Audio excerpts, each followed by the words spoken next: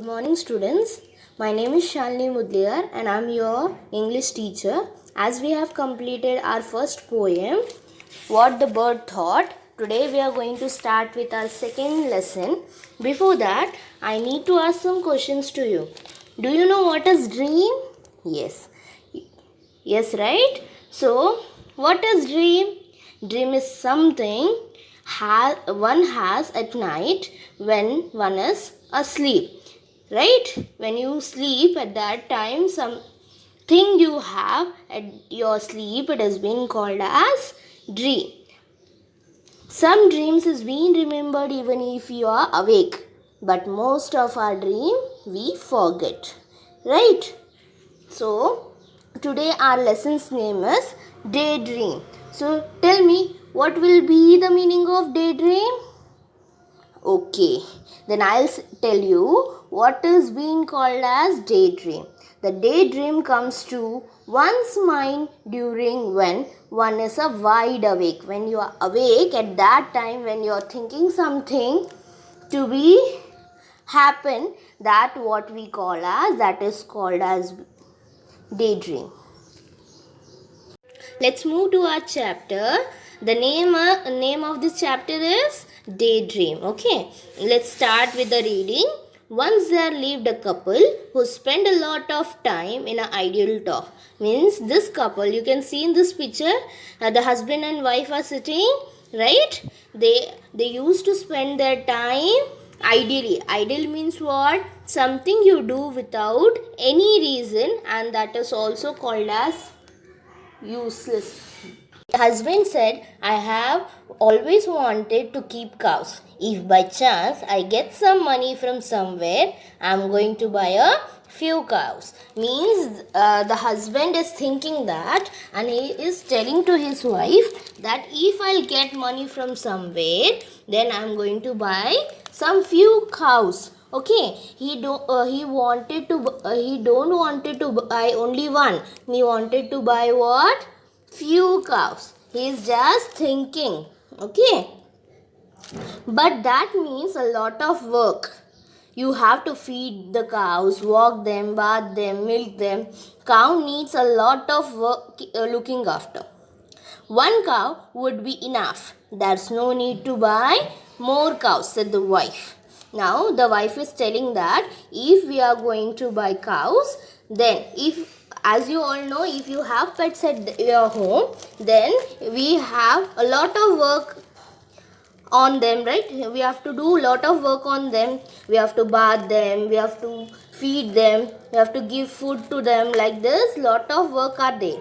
So like that only the wife is telling, if we are going to buy cows, there is a lot of work. We have to feed them, walk them, bath them, milk them. Like that we have to do lot of work. So that we are going to buy only one calf is enough. Like that, who is telling? The wife. But think of all the milk we will get if we buy more, said the husband. Now the husband is telling that if we are going to buy lot of cows, then what is going to happen?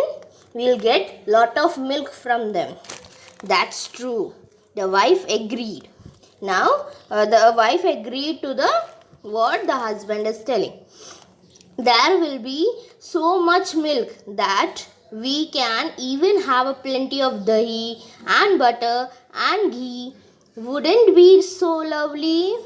Now what the wife is telling, if we are going to get milk, then with the help of that we can make dahi, butter, ghee. Wouldn't be so lovely? Who is telling this? Wife. How lucky that I have all the earthen pots. Do you know what is mean by earthen? Earthen means a thing which is made up of baked clay or mud is called as earthen. Okay. Now what the wife is telling, how lucky that I have all these earthen pots kept aside. I will use one of the pots for milk, one for the ghee, one for butter. The ghee I will put in another jar, and I will use the remaining pot to send milk to my sister. Now what the wife is telling that I have the earthen pots aside. I will use this earthen pots to keep the ghee, butter and the remaining whatever earthen pots are there, that I'm going to use to send milk to my sister. Send milk to your sister? Who said you would send milk to your sister? Now the husband gets arrogant and he asks, to whom do you ask and you are going to send the milk to your sister? There will be a plenty of milk. If we have so many cows, why shouldn't I send it to my sister? Now what the wife is telling, if we are going to have such a plenty of milk, then some of the milk I can send to my sister, right? Then what the husband says, that we are going to learn now. Because we are going to sell it in the market, that's why I will decide what to do with all that milk, and not a drop of it goes to your sister, remember. Now what the husband is telling, this whatever the milk are going to come, that I'm going to sell in the market. So don't decide to give any of a drop of milk to your sister. Remember that. Then what the wife is telling, that we are going to learn us. I will see how you can stop me from sending a pot full of milk to my dear sister. I do all the hard work running after the cows, so naturally I will decide what happens to the milk. Just try stopping me. This wife exclaimed. Okay, now the wife gets arrogant and starts telling that I'm going to do all the hard work on the cow to give milk, and how you are going to stop me, that I'll see. Okay, the next. Now we'll go to the next page. Okay, see. After listening to the wife, what the husband says. Let's see. Is that so? Shouted the husband. What's this then? He began to lift and smash the earthen pots one by one. His wife began to scream. Means after that, whatever told by wife, after listening that, he gets so hungry and he started shouting like that. Watch this then. Then he lift all the earthen pots and break it, and he was smashing it. And the wife began to scream. Okay. Gopal Band, who was passing by, heard all the commotion. Commotion means what? A lot of noise. When anyone is fighting or arguing, the noise comes, that is what we call as commotion. Rest inside. When he heard what had happened, he picked up a stout stick. Stout means what? Thick stick. That stood in the corner and began to swish. Swish means moving quickly. Anything which we are moving quickly and it makes a silent noise or sound. It is what we call as swish. It threw the air and pond. Pond means what?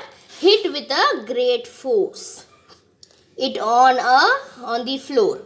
The husband and wife were both astounded to see his antic. Astounded means what? Very surprised.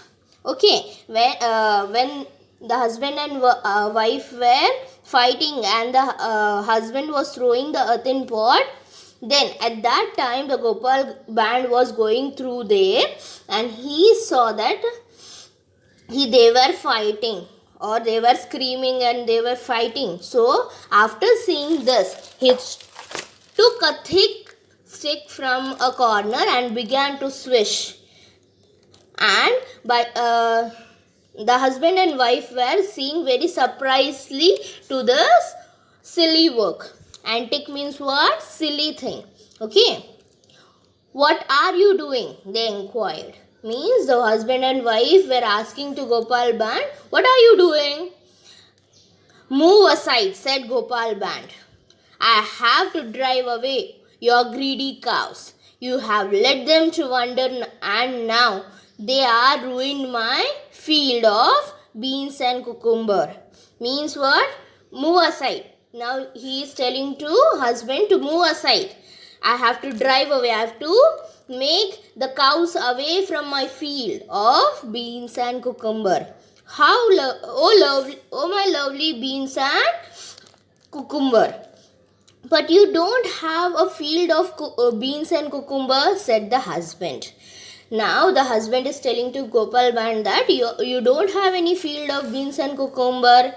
As soon as he said that, the Gopal Band stopped wielding the stick and looked at him with a raised eyebrow. Wielding means carrying something. He was carrying a stick, right? He threw it down and he was looking with a raised eyebrow to the husband and wife. The husband and wife understood what he was trying to tell them. Can you tell me he wanted to say what he wanted to say? What the Gopal Band wanted to say to husband and wife?